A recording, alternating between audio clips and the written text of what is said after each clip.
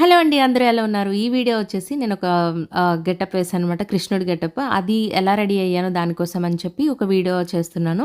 So, మీరు నా video చూసినట్టయితే రీల్స్ కాంపిటీషన్‌లో పెట్టిన వీడియో చూసినట్టయితే లాస్ట్‌లో జడ్జెస్‌గా మహానటి సావిత్రి గారు వచ్చినట్టు చూపిస్తాను కదా!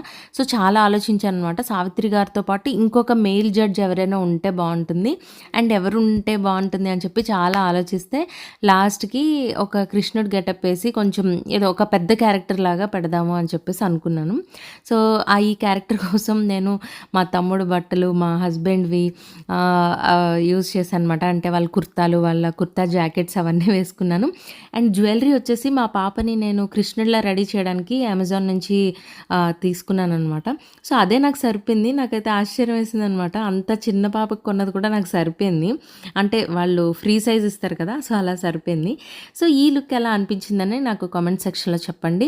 అండ్ నెక్స్ట్ వీడియోస్ వచ్చేసి ట్రిపుల్ ఏ వాళ్ళు పెట్టిన రంగోలీ కాంపిటీషన్‌లో నేను వేసిన ముగ్గు పెడుతున్నాననమాట. అది కూడా చూసి ఎలా ఉందో చెప్పండి. Bye all. ఇకపోతే విన్నర్ ఎవరంటే ఎంతోమంది దుష్టులను నరకానికి పంపించిన మా రాములమ్మ.